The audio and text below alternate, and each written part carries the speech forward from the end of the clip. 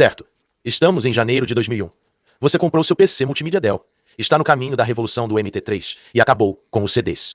Então, todos os seus discos estão sendo copiados. Aqueles pequenos pratos idiotas estão indo para o lixo. E você está se comprometendo com um estilo de vida de estado sólido. Você tem sua Jukebox Music Match, seu player portátil e está pronto para começar, certo? Bem, você está pronto para sair. Mas e se quiser ouvir todas as suas músicas adquiridas legalmente em casa? E seu grande e estúpido aparelho de som com seus grandes e estúpidos alto-falantes na sala de estar? Você poderia levar seu MP3 player lá e conectá-lo. Claro, mas ele só vai armazenar cerca de um CD de música e funciona com pilhas. Então isso não é nada. Basta comprar um iPod e encaixá-lo. Certo? Ótima ideia.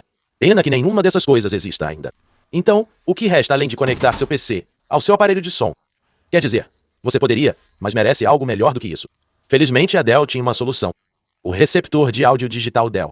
Coloque-o no seu rack estéreo, conecte-o e curta sua coleção de músicas perfeitamente legítimas no conforto de uma poltrona.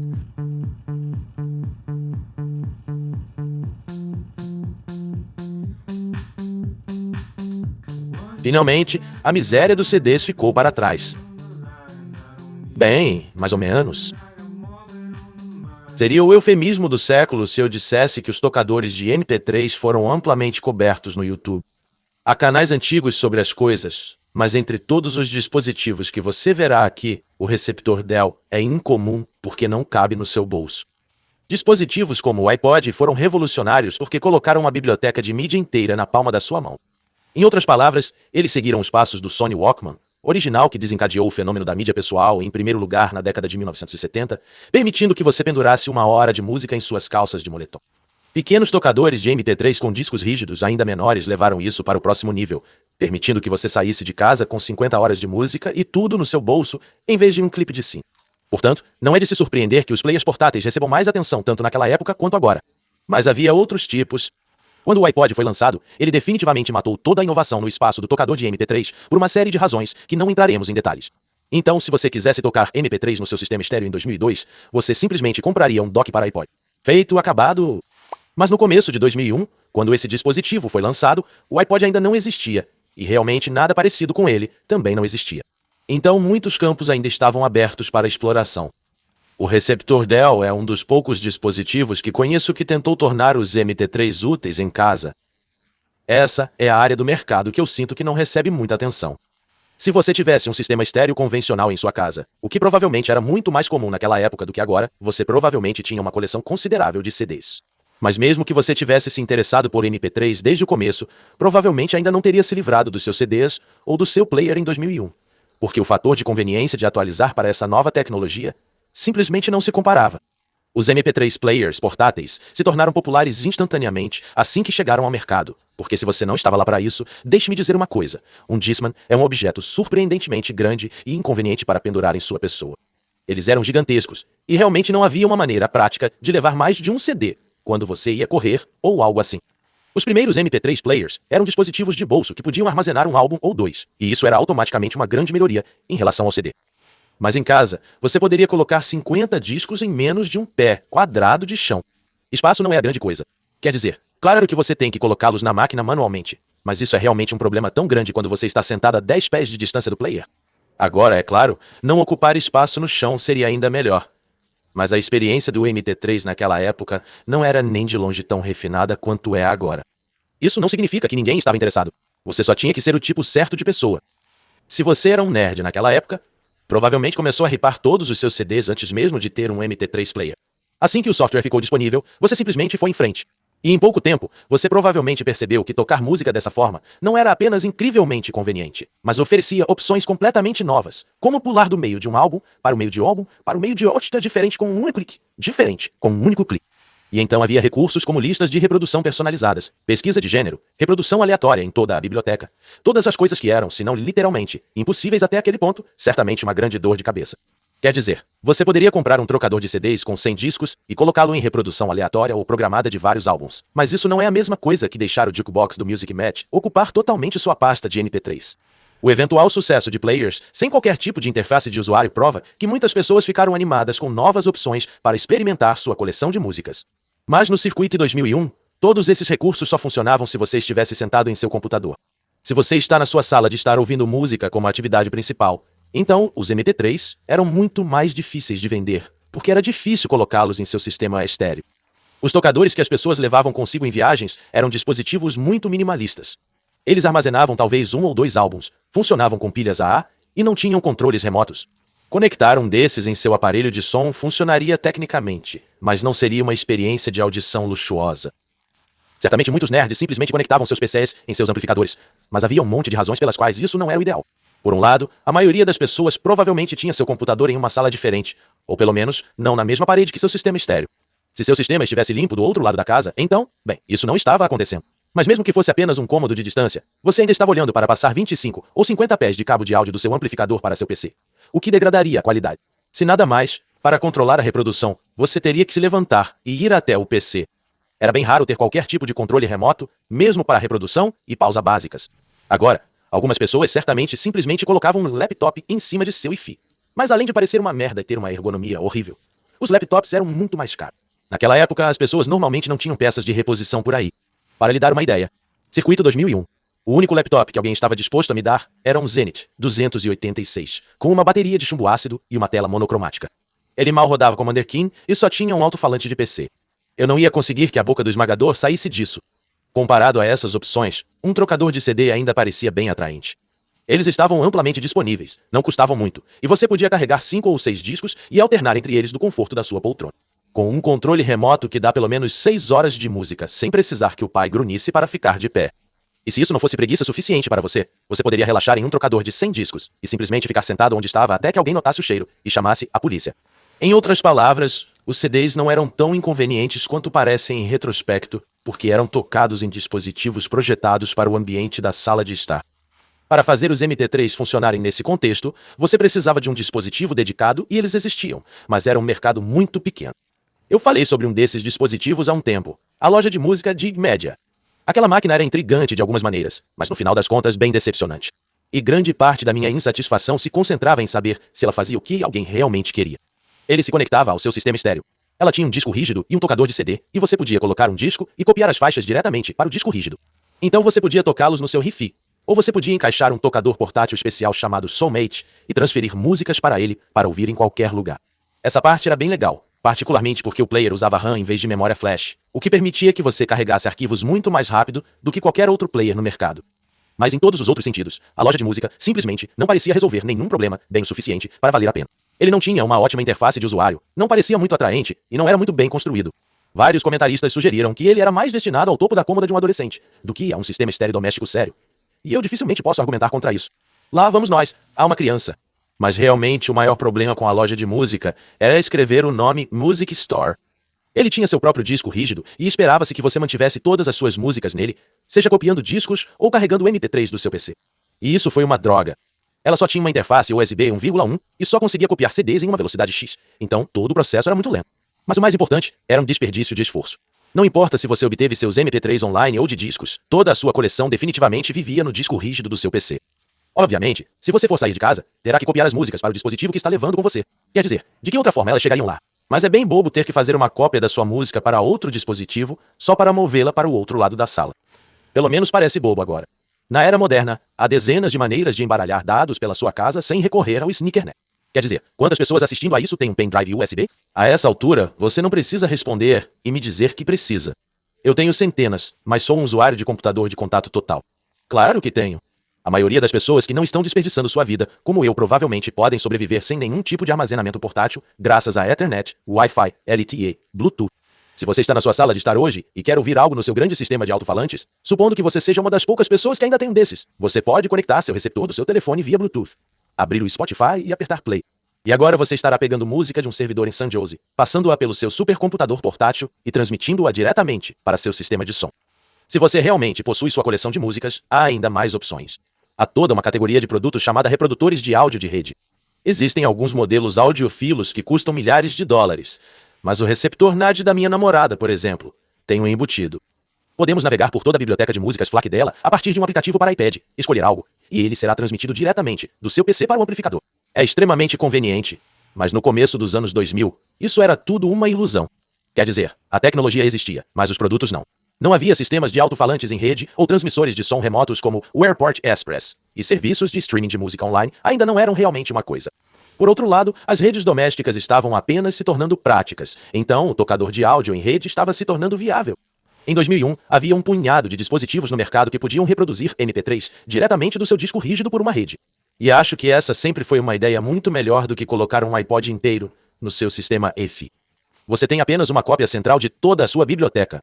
Você não precisa manter vários dispositivos sincronizados, e não tem um disco rígido giratório no seu rack estéreo, consumindo energia. Este é um desses dispositivos. É um dos primeiros reprodutores de áudio em rede que conheço, e eu realmente gosto dele. Ele tem falhas, com certeza, mas quando eu terminar, você pode realmente querer sair e comprar um para usar no ano do nosso Luigi 2023. Vamos ver se consigo defender meu caso. O receptor de áudio digital Dell é um dispositivo agradavelmente compacto. Afinal, o objetivo é não duplicar sua biblioteca.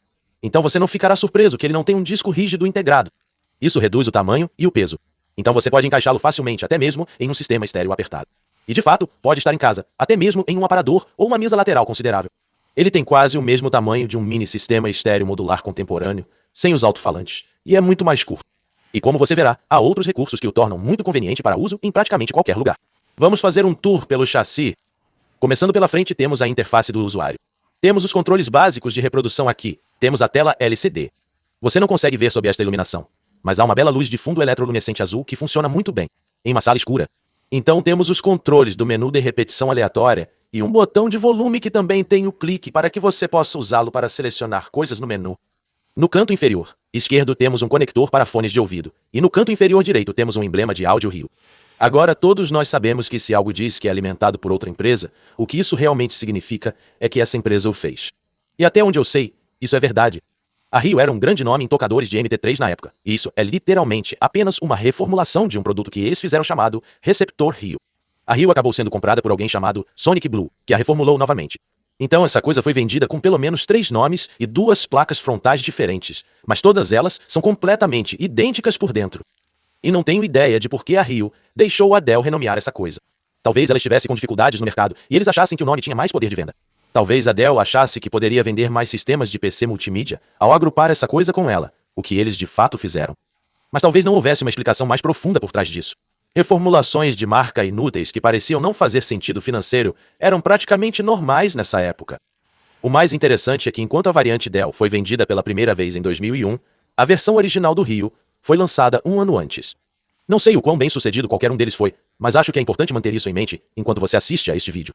Estamos falando de um dispositivo bem antigo na era do MP3 que estava, de certa forma, muito à frente da curva.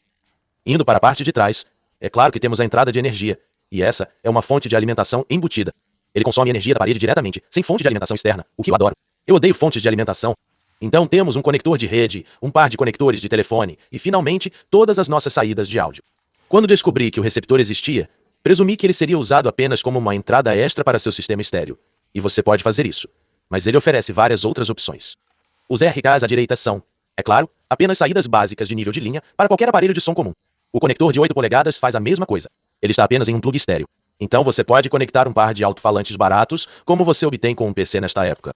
E então, é claro, temos o conector de fone de ouvido de 1/4 de polegada na frente para que você possa conectar, você sabe, seus Audio-Técnicas com o cabo de 25 pés e ser uma versão ainda mais idiota de John Cusack da alta fidelidade. Essas coisas são bem normais para um equipamento estéreo. E realmente a Rio poderia ter parado por aí, mas eles não pararam. Eles também adicionaram um par de saídas amplificadas para que você possa conectar um par de alto-falantes diretamente ao receptor e ter um sistema completamente funcional sem nenhum equipamento externo. Isso é muito, muito legal. Eles não precisavam ir tão longe. Absolutamente não esperava que este fosse um sistema estéreo autônomo e acho que foi único nesse aspecto. Havia alguns outros reprodutores de áudio de rede no mercado nessa época, como o Turtle Beach Audio, que também era vendido como reprodutor de música conectado ao gateway, e o Audio Request, entre outros. Mas todos os que vi só oferecem saída de nível de linha. Então, eles tiveram que ser conectados a um amplificador separado. Este não. Deixe-me mostrar o palestrante número 1. Orador número 2. Tudo bem, aí vamos nós. E vamos escolher uma música aqui.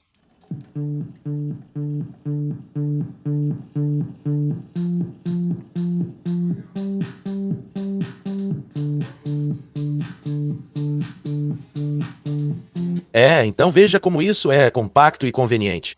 Está tudo bem aqui. Eu adoro isso. É ótimo que a Rio tenha adicionado esse recurso porque basicamente vende o receptor como um aparelho de som de loja. Hoje em dia temos caixas de som Bluetooth muito boas que você pode simplesmente colocar em uma bancada, conectar o tubo do seu telefone e tocar música. Mas em 2001, não havia nada parecido. Muitas vezes você não conseguia encontrar um sistema estéreo com preço razoável que fosse pequeno o suficiente para caber em canto da sua garagem para que você pudesse ouvir o melhor do Queen, enquanto reconstruía um cortador de grama, ou algo assim. Na verdade, naquela época não era incomum que nerds como eu pegassem um velho CD-ROM de PC, conectassem um cabo de alimentação de energia a qualquer bloco de 12 volts que tivéssemos por aí e o usassem como um aparelho de som de loja. Se você colocar um disco de música e apertar o segundo botão ao lado de ejetar, ele tocará música diretamente do conector de fone de ouvido. Mas mesmo isso exigia que você desenterrasse algum tipo de amplificador. Na época você teria ido à sua loja de artigos de boa vontade local e procurado por um antigo adesivo de prata ou algo assim, porque era a única coisa barata. Mas eles eram enormes, e seria difícil encaixar um em uma loja lotada. Essa coisa, por outro lado, caberia em qualquer lugar, e contanto que você tivesse um par de alto-falantes de carro velhos e ruins, ou algo assim, você estava pronto para ir. Ele ainda tem um controle remoto que ajusta o volume do fone de ouvido e das saídas amplificadas. Então este é realmente um sistema independente. Está tudo lá, exceto, é claro, a conexão de rede. Como eu disse, essa coisa não tem armazenamento interno. Ele é completamente dependente do seu PC, o que significa que você tem que conectá-lo de alguma forma. Hoje em dia, é claro, isso seria por Wi-Fi, mas quase ninguém tinha isso em 2001. Exceto um punhado de usuários de Mac. E infelizmente, este dispositivo não é compatível com Mac. A próxima melhor opção é Ethernet. E é claro que isso tem isso, mas também tem entradas para telefone. Do que se trata? Agora, você pode pensar que isso foi feito para usar algum tipo de serviço de streaming de música discado antigo, mas provavelmente não pensaria isso porque não faz sentido algum. Quer dizer, ocupar sua linha telefônica e pagar taxas de minuto apenas para ouvir música seria absurdo. Mas, mais importante, o dial-up simplesmente não era rápido o suficiente para transmitir música de qualquer tipo. Vamos imaginar que você tivesse um dial-up de 56. Veja como soaria um MP3 de 56 kilobits. Eu tinha algum potencial. Talvez um dia me tornar um cara divertido. Eu consigo me ver fazendo isso. Ok, isso pode não soar tão ruim, especialmente se você estiver ouvindo isso no alto-falante do telefone, mas acredite em mim, não é algo que você gostaria de ouvir no seu sistema estéreo. Na realidade, a maioria das pessoas nunca obteve os 56 kb completos. Mesmo se você pudesse se conectar nessa velocidade, que não era universal em 2001, haveria sobrecarga de rede a ser considerada. Os modems da maioria das pessoas, na realidade, só se conectavam a 33.6K. O único MP3 que você conseguiria passar soaria assim. Eu estava sentindo que tinha algum potencial. Talvez um dia me tornar um cara legal. Sim, isso não dá para ouvir nem no alto-falante do seu telefone. Felizmente, no entanto, esta não é uma porta de modem. É uma coisa chamada HBNA, e eu nunca tinha ouvido falar dela antes de comprar este dispositivo. Acho que muitas outras pessoas provavelmente já ouviram. Tenho essa impressão, mas aparentemente foi uma espécie de falha de mercado. Então, perdoe minha surpresa se você já ouviu falar dessa coisa, porque é novidade para mim. HPNA, também conhecido como Home PNA, desenvolvido pela Home Phone Line Networking Alliance, era um produto que, como o nome sugere, permitia que você conectasse computadores em rede por meio de suas linhas telefônicas. A ideia é assim. Em 2001, ninguém tinha redes em casa. Eu digo isso no sentido hiperbólico. Obviamente, algumas pessoas fizeram. Minha família tinha Ethernet em todos os cômodos. Mas você sabe, ei, olhe para mim. Você pode imaginar que não éramos o consumidor médio. Colocamos Cat 5 em nossas paredes, mas quase ninguém faria isso só para fazer este dispositivo funcionar. Mas quando as casas foram construídas ao longo do século XX, todas elas tinham linhas telefônicas instaladas, e elas geralmente estavam disponíveis em todos os cômodos do quarto. Geralmente da cozinha à garagem, em todos os quartos, às vezes no banheiro. Quero dizer, em todos os lugares. Então você já tinha fiação para trabalhar. Claro que essas linhas já estavam em uso para, você sabe, chamadas telefônicas, e a fiação não era boa o suficiente para passar Ethernet normal, e era compartilhada com todos os receptáculos da casa. Você não poderia aproveitar essa fiação existente para obter uma conexão ponto a ponto de um cômodo para outro, porque qualquer sinal que você enviasse iria para todos os conectores simultaneamente. A HP e a Era implementaram um novo protocolo de camada física para Ethernet que impunha um sinal de alta frequência em sua linha telefônica que várias máquinas poderiam tratar como uma portadora para transmitir dados. Muito semelhante ao meio compartilhado Ethernet original da década de 1980. Esse sinal estava na faixa de megahertz, então não interferia nas ligações telefônicas, da mesma forma que o ADSL funcionava. Na verdade, ele só teve um desempenho tão bom quanto o ADSL contemporâneo, apenas cerca de 2 megabits, mas isso foi o suficiente para transmitir MP3. Mais importante, isso significava que não importava onde seu aparelho de som e seu PC estivessem, você provavelmente conseguiria fazê-los falar. Certamente haveria um conector de telefone em algum lugar da sua sala de estar. Você poderia conectar um pequeno cabo prateado e passá-lo ao redor do perímetro. É muito menos no caminho do que o Cat 5 teria sido. Confie em mim, eu tive essa experiência. E onde quer que seu PC estivesse, você provavelmente já tinha uma tomada lá para seu modem. Então, tudo o que você precisava naquele momento era de uma placa HBNA para seu PC. Na verdade, algumas empresas realmente fizeram placas combinadas de modem HPNA. Sinceramente, não tenho certeza do porquê o HPNA não decolou. Até recebeu 2 revisões posteriores que aumentaram enormemente sua largura de banda. Provavelmente farei uma demonstração em outro vídeo, mas o ponto é que sua inclusão aqui foi um golpe de gênio. A Rio reconheceu que seria uma tarefa difícil pedir às pessoas que comprassem essa coisa se elas não tivessem redes existentes. Mas se tudo o que eles tivessem que fazer fosse colocar uma placa barata no PC, não seria um problema tão grande. Então você compra essa coisa, você a desempacota, você a conecta ao seu PC com Ethernet ou HPNA, e agora você precisa configurar seu servidor de mídia. Agora, felizmente, o software rodará em praticamente qualquer coisa do Windows 95 em diante. Na verdade, vou usar uma máquina de 2016 para facilitar minhas filmagens.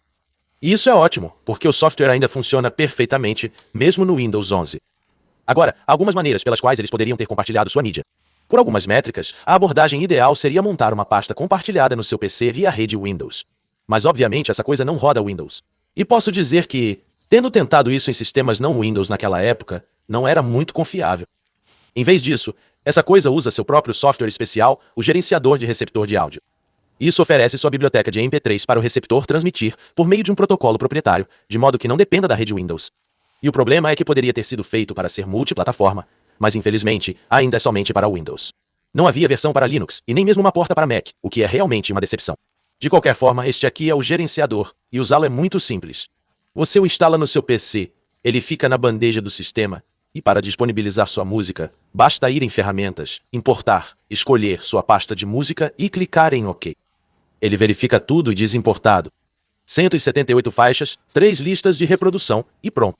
Podemos ver que o receptor foi reconhecido, então agora estamos prontos para ligá-lo e tocar algumas músicas. Eu já tenho essa coisa funcionando, mas vou desligar a energia para que você possa vê-la fazer uma inicialização a frio. É meio engraçado porque eu atualizei o firmware não do site da Dell, mas do Rio porque eles tinham o firmware mais recente para a coisa. Então, quando o ligarmos pela primeira vez, ele dirá Dell. E então, quando ele começa a inicializar o aplicativo, ele diz que o Rio encontrou o servidor de música. Bem, agora ele está indexando todas as músicas disponíveis e paramos depois de cerca de 23 segundos de inicialização. E ele começa apenas com qualquer que seja a primeira música na sua biblioteca, em ordem alfabética. Depois de inicializado pela primeira vez, você pode desligá-lo e ligá-lo novamente, e ele cortará o tempo de inicialização pela metade. Falaremos mais tarde sobre por que ele se comporta assim. Na verdade, é bem fascinante. Mas aqui está a interface do player. Você pode ver que obtemos muitos detalhes logo de cara.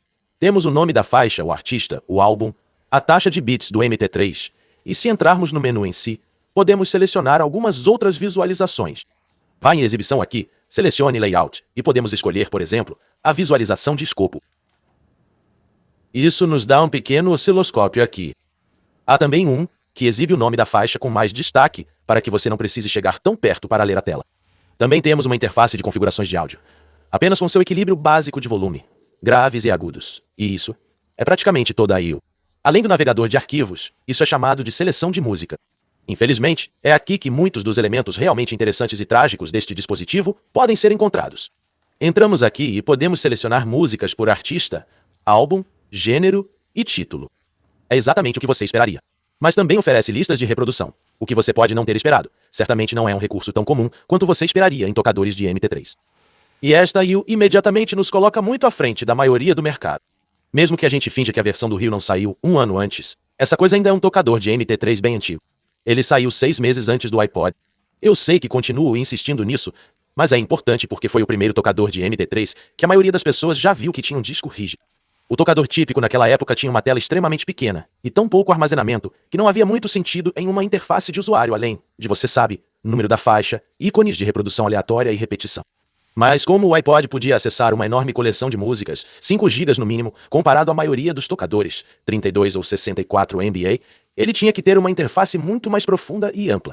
Houve alguns tocadores que antecederam o iPod, como o Jukebox Archus e o criativo Jukebox Nomad. E eles tinham interfaces de usuário mais sofisticadas, mas não eram populares o suficiente para terem sido arraigados na consciência pública como o iPod seria. Este dispositivo pode não ter um disco rígido, mas ele usa o do seu PC. Então, mesmo que você tivesse um tocador de MP3 na época, quando você trouxe o receptor Dell para casa e o configurou, a primeira coisa que você viu foi provavelmente uma interface de usuário muito mais sofisticada do que qualquer outro tocador que você já tinha visto. E além disso, provavelmente a maior tela. Não é tão grande quanto você esperaria, e o contraste poderia ser melhor. Mas no geral é bem agradável de ler comparado a, você sabe, isso. Mas sejamos claros, Esta IO não é o que deveria ser pelos padrões de qualquer época. Por exemplo, vamos tocar uma música por artista. Ok, aqui estão todos os nossos artistas. Mas se escolhermos um, esses não são álbuns. São apenas todas as faixas deles. Podemos tocar uma única faixa, ou podemos tocar todas elas em ordem alfabética. Isso não é encorajador. Podemos voltar e pesquisar por álbum. E há todos os álbuns no dispositivo, mas eles não estão classificados por artista. Então, se você copiou 80 discos, você terá que rolar por todos os 80 em ordem alfabética pelo título do álbum, para encontrar o que você está procurando. Isso não é encorajador. Isso tudo é bem ruim, mas fica monumentalmente pior. Mesmo se entrarmos e escolhermos um álbum, essa não é a ordem das faixas do álbum, são apenas os títulos em ordem alfabética. E nem está lendo o nome do arquivo, está classificando-os com base no campo de título ID3. O que significa que você não pode nem mesmo renomear os nomes dos arquivos para incluir o número da faixa como todo mundo fazia, mesmo naquela época. Portanto, não importa o quão higiênico você seja com sua coleção de músicas, mesmo que você tenha copiado todos os seus discos da maneira correta, nomeado e etiquetado perfeitamente, não há como fazer com que este dispositivo os reproduza como o artista pretendia. Isso é horrível. Só há uma solução: criar uma playlist para cada álbum com as faixas na ordem correta. O receptor irá honrar isso. Mas, obviamente, ter que fazer uma playlist manual de todos os seus álbuns é uma droga. Havia um software de PC que fazia isso automaticamente, mas as playlists resultantes, se formos selecionar músicas aqui, são exibidas apenas em ordem alfabética por nome de arquivo. Então, se você quiser encontrar alguma coisa procurando o artista, você vai ter que criar todas as suas playlists, então nomear manualmente todos com o nome do artista, formato do nome do álbum. E isso é simplesmente terrível. Logo de cara, essa coisa cai de cara no chão. Esta não é uma experiência suave para o consumidor, mas realmente não é uma experiência de audição agradável para ninguém. Isso requer esforço positivo para que funcione tão bem quanto um CD player. Isso é trágico, mas precisamos manter alguma perspectiva aqui. Mais uma vez, sei que estou insistindo, mas é muito importante lembrar que isso é anterior ao iPod. E o que ninguém parece nunca falar é que, até onde eu sei, o iPod foi o primeiro dispositivo a oferecer uma biblioteca hierárquica como a conhecemos hoje. A experiência moderna universal, onde você escolhe um artista, obtém uma lista de álbuns, e em seguida, escolhe um endo e obtém uma lista de faixas. Eu sei que parece absurdo, já que o primeiro tocador de MP3 da Apple só foi lançado 4 anos depois do lançamento no mercado. Mas acho que eles foram os primeiros a pensar em fazer dessa forma. Vou falar apenas de artista aqui. Escolha um artista, e aqui está uma lista de todos os meus artistas. Então, deixe-me ir até o final. Vou escolher Yo-Yo Ma, e aqui estão todos os álbuns de Yo-Yo Ma. Ele lista todos os álbuns. Eu só tenho um aqui, então vou escolher esse álbum, e posso escolher qualquer um que eu quiser. Então escolha a primeira música. O consumidor médio, em 2001, provavelmente nunca tinha pensado em coisas como tocar toda a sua coleção de músicas no shuffle. Mas a pessoa que estava copiando agressivamente todos os discos que tinha no seu PC e resolveu nunca mais tocar em um CD, estava provavelmente muito mais interessada em coisas estranhas e coisas assim. Embaralhar o catálogo inteiro de um artista, ou até mesmo ideias mais ousadas, como playlists personalizadas que juntam músicas de diferentes artistas para combinar com um clima específico. O tipo de coisa que é universal hoje em dia, mas inédita para a maioria das pessoas naquela época. Eu acho que as empresas que fabricavam tocadores de MP3 avançados naquela época provavelmente estavam mais focadas nesse mercado do que o público consumidor em geral. Então, eu simplesmente não acho que eles se esforçaram muito para resolver isso. Com base no que encontrei em seus manuais, nenhum dos tocadores baseados em disco rígido existentes na época lidava com isso melhor. Se você tivesse um Nômade criativo ou uma jukebox de exposições de arte, eles também exibiam tudo neste formato plano horrível. Você escolheria artistas e ele mostraria todas as músicas em ordem alfabética, porque eles imaginaram que se você se importasse, você criaria playlists se estivesse comprando uma arte. José, em 2001, eu juro que você sabia como fazer uma playlist. A Apple, como sempre, viu que seu objetivo principal com o iPod era desnerdificar o que tinha sido um produto para nerds. E isso significava oferecer uma interface de usuário que apresentasse a música da maneira convencional que a pessoa média esperava. Acreditamos que fizemos um avanço nas interfaces de usuário, onde agora elas são acessíveis a todos. Ter 1000 músicas e encontrá-las e navegar por elas mais rápido do que se você tivesse apenas 10 ou 15 em um dispositivo muito mais simples. Então vamos dar aos engenheiros do Rio o benefício da dúvida aqui. Eles não tinham um produto definidor de gênero para copiar, mas ainda assim, acho que a pessoa média que se deparou com essas limitações provavelmente simplesmente saiu da demonstração na Circuit City e resolveu esperar até que a tecnologia avançasse, como inevitavelmente aconteceu. Infelizmente, este não é o último dos problemas dos receptores. O resto está no PC. Se voltarmos ao software gerenciador por um momento aqui, lembre-se de que ele é responsável por indexar todas as suas músicas. Esse é um recurso muito importante, mas não é muito desenvolvido. Por exemplo, não há nenhum controle que você possa definir sobre como os arquivos são importados, exceto quais pastas ele escaneará. E ele não lembra onde sua mídia está. Então, toda vez que você importa uma música, ele tenta escanear todos os seus discos rígidos. E você terá que importar muitas músicas, porque, como se vê, elas nunca são escaneadas sozinhas. Então, se você adicionar música, mover arquivos, alterar tags, seja o que for, você tem que entrar aqui manualmente, clicar em importar, limpar todas as unidades, ir em adicionar, encontrar sua pasta de música novamente e, em seguida, esperar que ele escaneie tudo novamente. E, em seguida, reiniciar o receptor para que ele atualize seu... Ótimo! Além disso, se você tiver música, Match, Jukebox ou Real Player instalado, como diz aqui na caixa de diálogo, ele importará automaticamente suas bibliotecas desses. Não havia como desabilitar isso. Não há como saber que isso aconteceu, e ele não se preocupou em tentar desduplicar nada. Então você simplesmente vai até o receiver e encontra 2 cópias de todas as suas músicas. O Rio reconheceu isso em um FAQ e não fez nada a respeito. Ótimo. Você também não pode inspecionar ou manipular a biblioteca de forma alguma. Não há opções aqui realmente para ver nada. Então você não pode dizer qual música foi importada. Você não pode remover nada. Ótimo. Também não há status de jogador ou algo assim. Ele pelo menos lista os receivers que ele detectou na rede. A propósito, você pode ter vários. Não há restrições sobre quantas pessoas podem tocar a mesma música ao mesmo tempo ou algo assim. Mas você não pode dizer, escolher um dispositivo e enviar um arquivo para ele. Há uma opção que diz servir música para esta unidade, mas isso apenas desabilita o dispositivo. Eu não sei por que você faria isso. Isso poderia ter sido muito mais poderoso. Se você pudesse, por exemplo, enviar música para um dispositivo, sente-se em seu PC e diga ao receptor do outro lado da sala, no sistema estéreo, para começar a tocar uma música. Isso estaria anos à frente da curva. Eles estariam fazendo o que o Apple Airport Express finalmente nos ofereceu em 2004, 3 anos depois. Mas não tem jeito. Não é possível fazer isso. Você não pode ver o status em um player. Você não pode ver o que está tocando agora. Você não pode ligá-lo remotamente ou ajustar o volume ou qualquer coisa. E você realmente deveria ser capaz de fazer essas coisas. São recursos triviais. Eu suspeito fortemente que o Rio pretendia, mas acabou o orçamento antes de terminar o software. O programa é realmente muito básico, e isso é notável porque, nos bastidores, ele realmente faz bastante coisa. Fiquei surpreso ao saber o quão intimamente envolvido ele é com o receptor. Deixe-me mostrar uma coisa.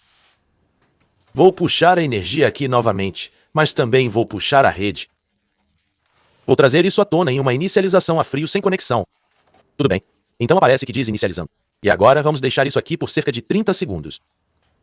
Pode ser mais como 1 minuto, pode ser mais como 2 minutos. Pode ser mais como 5 minutos. Lá vamos nós. E então temos esta tela. Servidor de música não encontrado. Ele fornece algumas informações de rede. E isso é tudo o que ele fará. Ele nem chega à interface do menu. Você não pode definir um IP estático ou algo assim porque isso não tem firmware. Vou abri-lo para poder ilustrar esse ponto e aproveitar a oportunidade para falar sobre como o hardware funciona. A caixa sai com alguns parafusos e pronto.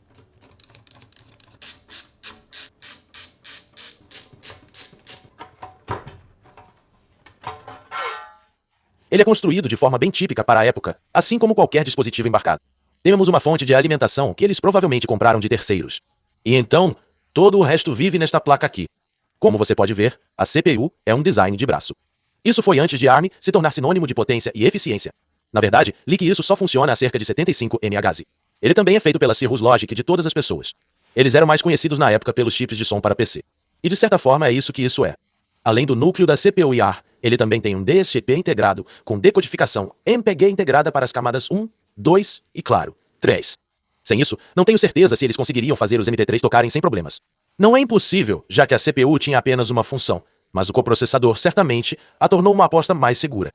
Aparentemente, esse chip também foi usado na criativa Jukebox Nomad, e eu não ficaria surpreso em saber que ele alimentou muitos outros tocadores contemporâneos. Além da CPU, temos interfaces de rede. Uma para Ethernet, uma para o HPNA. Eu posso ter conseguido isso ao contrário. Então temos um par de ICS RAM de 2 MB. Esse seria tanto a RAM de trabalho para a máquina quanto o espaço de buffer para a MP3.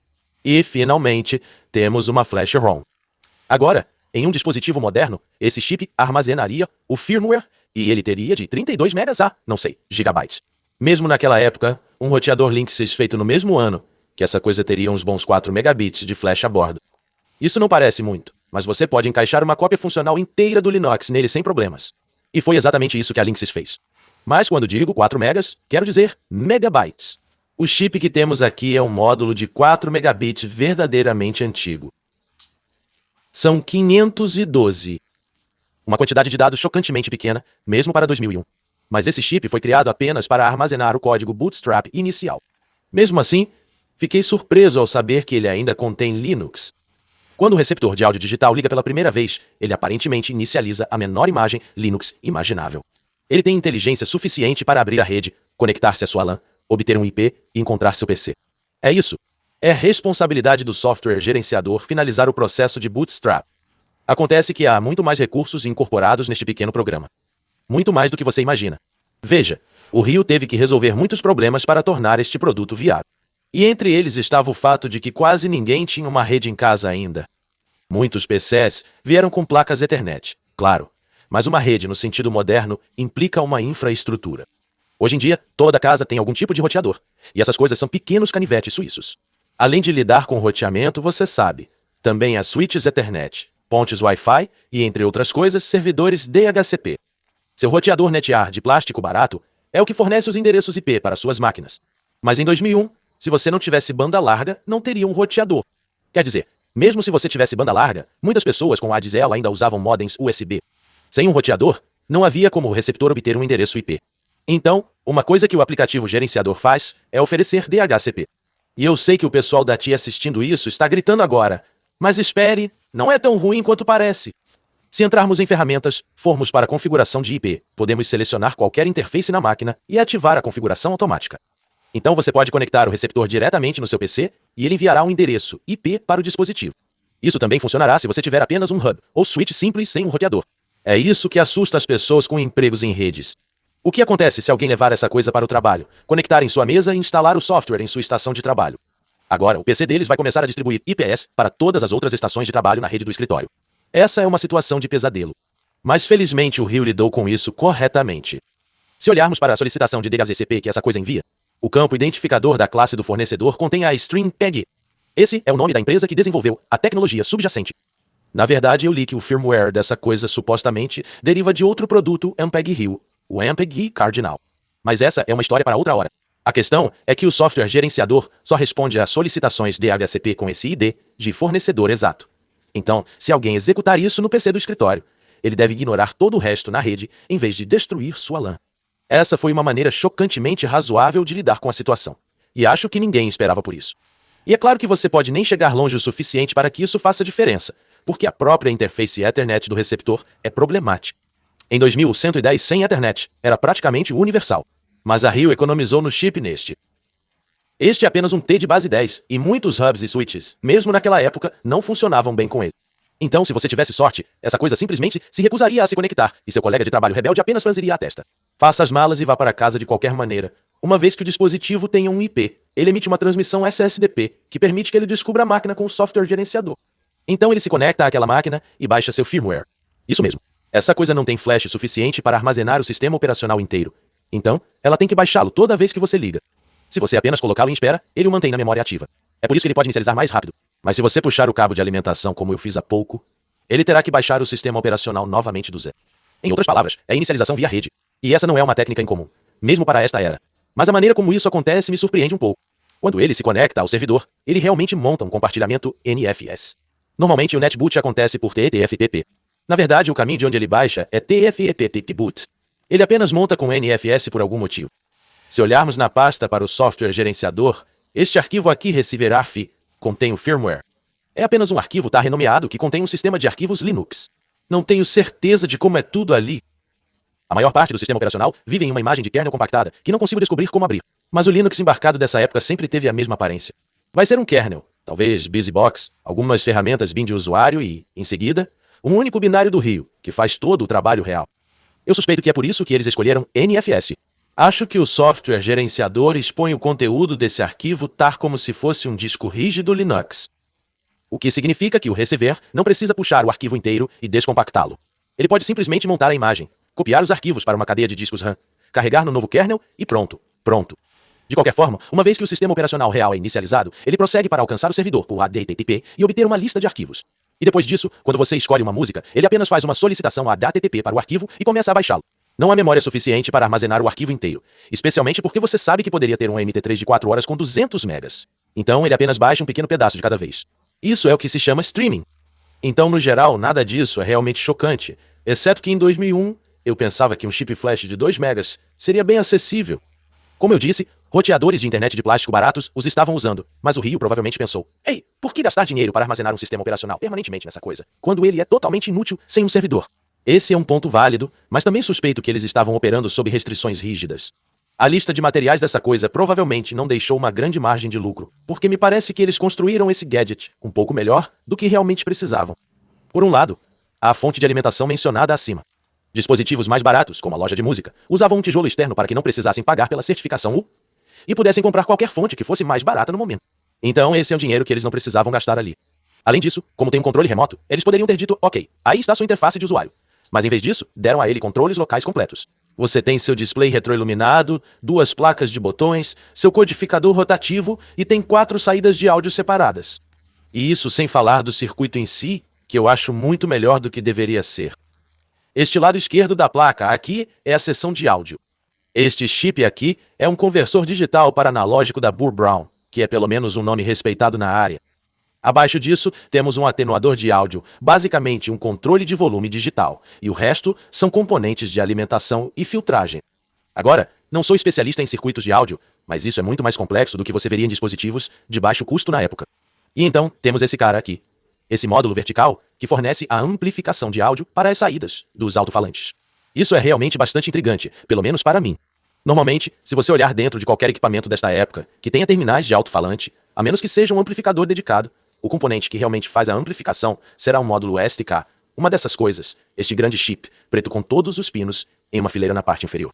Acho que eles foram feitos originalmente pela Sanyo, mas a partir do final dos anos 70, ou mais ou menos, eles se tornaram um item básico em equipamentos de áudio de gama baixa-média. Eles apareceram em tudo, desde aparelhos de som de carro a receptores AV integrados. E são realmente simples de usar. Você alimenta áudio de nível de linha estéreo, obtém áudio mais alto. Simples assim. Não sei quais são os números de distorção nem nada, mas para a maioria dos consumidores, eles soam perfeitamente bem. E eles são tão convenientes que produziram essa enorme demanda, o que por sua vez criou um mercado enorme para falsificações horríveis que eu acho que ainda existe. De qualquer forma, eles estavam absolutamente em todo lugar por décadas, e eu esperava encontrar um quando abrisse isso. Mas em vez disso, temos algo meio incomum. Este chip aqui é feito pela Tripad. Eu nunca tinha ouvido falar deles antes, mas aparentemente eles eram conhecidos por seus pequenos amplificadores surpreendentemente decentes, pelo menos até serem comprados pela Cirrus Logic. O chip em questão é um Tripat 1101B, e é o que eles chamam de amplificador classe T. Agora, não vou transformar isso em uma aula sobre amplificadores, mas resumindo, eles vêm em diferentes tipos, dependendo exatamente de como a amplificação é feita. E eles são chamados de classes A, B e C. Todos funcionam aumentando a amplitude da entrada proporcionalmente, geralmente aplicando o sinal mais ou menos diretamente à base de um ou mais transistores ou válvulas de vácuo. Eles são dispositivos muito análogos.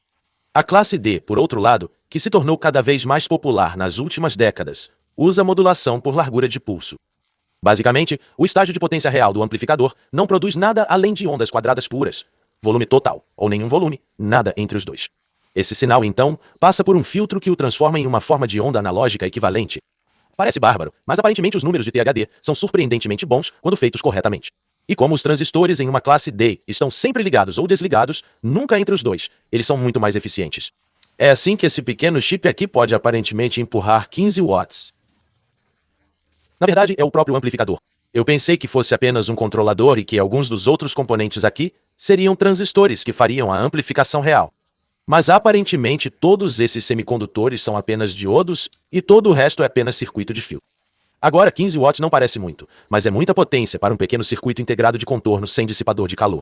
Aparentemente a eficiência é alta o suficiente para ser viável, mas ainda deve produzir uma quantidade razoável de calor. Aprendi que o pacote do chip aqui é chamado de PSOP e tem um slug de cobre fundido no eposse que eu acho que age como um dissipador de calor. De qualquer forma, a Tripat chamou isso de design de classe T, mas isso parece ser apenas um nome de marketing para sua variedade de amplificadores de classe D. E eu realmente não sei nada sobre como eles funcionam, mas encontrei sugestões de que as pessoas os respeitaram. Na verdade, quando a Tripath lançou o circuito integrado amplificador 2204 semelhante em meados dos anos 2000, parece ter desencadeado uma pequena tendência de pessoas construindo seus próprios amplificadores em torno dele. Eu até me deparei com alguns arquivos de áudio em 2020, discutindo quão bons eles eram. Agora, eu não tenho um analisador de distorção ou algo assim, e não me considero um audiófilo de forma alguma, mas diria que tenho um ouvido mais aguçado do que muitas pessoas e para mim, essa coisa soa tão boa quanto qualquer coisa que eu já usei. Eu conectei meus bons fones de ouvido Sennheiser e ouvi, você sabe, rumores do Fleetwood Mac e soou absolutamente fantástico. Até os alto-falantes de driver único de baixa qualidade que encontrei de procedência desconhecida soam muito bem nele. Então, posso estar errado, mas tenho a impressão de que o Rio colocou um cuidado genuíno nas peças que escolheu. E como o MSRP dessa coisa era de apenas $300 e alguns sites dizem que o preço real de rua era mais próximo de 150, eles provavelmente estavam apenas sobrevivendo e não podiam arcar com despesas desnecessárias. Então não posso usar o pequeno chip flash contra eles. É simplesmente estranho. Sinceramente, se eles não estivessem mirando em um preço tão baixo, aposto que a Rio teria colocado um disco rígido nessa coisa e feito um híbrido com reprodução local e em rede. O pedido de áudio concorrente, por exemplo, foi vendido por $800 e foi exatamente assim que funcionou. Ele também tinha um PC inteiro dentro, daí o preço. E acho que por esse motivo, quase ninguém comprou um. Os tocadores de MP3 já estavam ficando muito baratos. Em 2001, o $300 era provavelmente o máximo que alguém pagaria, pelo menos até o iPod ser lançado. E se o preço de etiqueta do receptor tivesse subido, eles nunca teriam vendido uma única unidade. Então, onde isso nos deixa? Eu disse que gostava dessa coisa, mas a questão é, você realmente gostaria de ter um naquela época, e muito menos agora? Bem, acho que realmente depende de quem você é e do que você quer. Normalmente, eu nem faço esse tipo de pergunta nos meus vídeos. Se estou analisando um laptop antigo, um computador de vídeo ou um mouse estranho, a resposta para você quer um? É quase sempre não. Mesmo quando exibo algo que não é uma porcaria total, geralmente há opções mais fáceis, mais baratas e melhores para qualquer coisa que você queira fazer. A maior parte do meu canal é sobre coisas que falharam por um bom motivo. Mas no caso do áudio, há mais latitude porque nós praticamente acertamos décadas atrás. Ao contrário de câmeras digitais ou PCs que criaram seus próprios quadros de referência quando foram inventados, qualquer dispositivo de áudio feito desde o final dos anos 80 será comparado ao CD, que ainda é considerado um formato perfeito por 99% das pessoas. Um tocador de música que era bom há 20 anos geralmente ainda é. É claro que muito mais pessoas se consideram audiófilas hoje em dia, com a pronta disponibilidade de música de alta taxa de bits e DACs e fones de ouvido estupidamente caros. E sabe de uma coisa? Todos vocês vão odiar essa coisa porque o único formato que ela toca é MP3. Ele reproduz pelo menos 320 kilobits, mas sei que não é o suficiente para compensar. Mas se você não é essa pessoa e acha que MP3 de 320 kilobits soa bem como eu, então acho que você concordaria que, no que diz respeito ao ato real de tocar música, essa coisa funciona muito bem e ainda é viável mesmo em 2023. Por essa medida, soa bem. O software funciona em qualquer versão do Windows. É pequeno, é simples, tem seu próprio amplificador. O que há para não amar? Obviamente a UI. Acho que a maioria das pessoas provavelmente não quer embaralhar toda a sua coleção de músicas como sua única opção.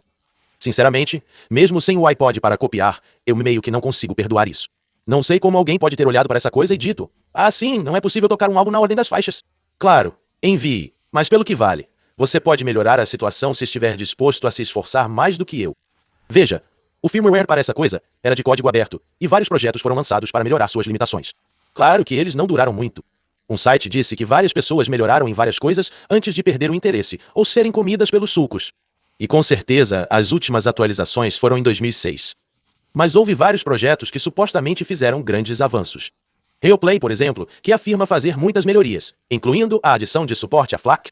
Também havia o JReceiver, que substitui o aplicativo gerenciador por algo supostamente muito mais útil.